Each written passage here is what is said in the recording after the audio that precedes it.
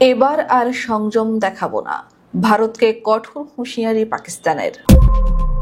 পাকিস্তান ভারতের সামরিক নেতৃত্বের উস্কানিমূলক মন্তব্যের তীব্র প্রতিক্রিয়া জানিয়েছে।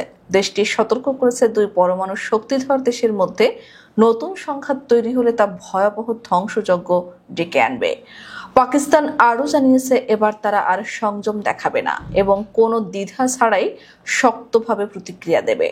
শনিবার পাকিস্তানের সেনাবাহিনী এক বিবৃতিতে এই সতর্কবার্তা দিয়েছে।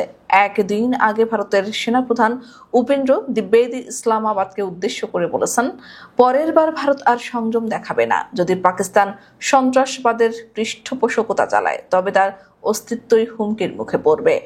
এর আগে ভারতের প্রতিরক্ষা মন্ত্রী রাজনাথ সিং সতর্ক করে জানান, পাকিস্তান যদি শির ক্রিক সীমান্তে কোনো অ্যাডভেঞ্চার করে তবে ভারত ইতিহাস ও ভূগোল বদলে দিতে পারে এমন কঠোর জবাব দেবে।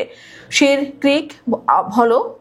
ক্রিক হলো ভারতের গুজরাট ও পাকিস্তানের সিন্ধু প্রদেশের মধ্যে 96 কিলোমিটার দীর্ঘ বিতর্কিত উপসাগরীয় অঞ্চল।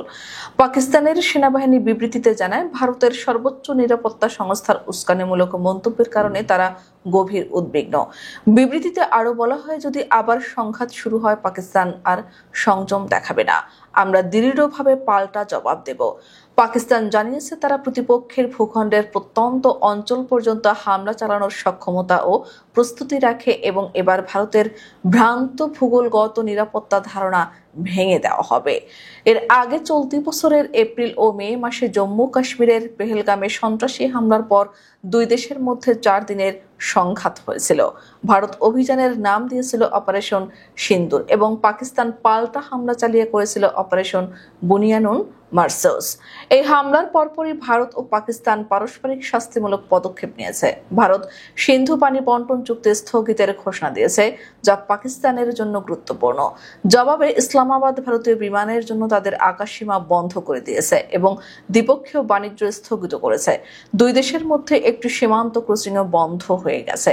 এই উত্তেজনার প্রভাব পড়েছে ভারতের অর্থনীতিতেও। শেয়ার বাজারে শুক্রবার সাময়িক পতন দেখা যায়।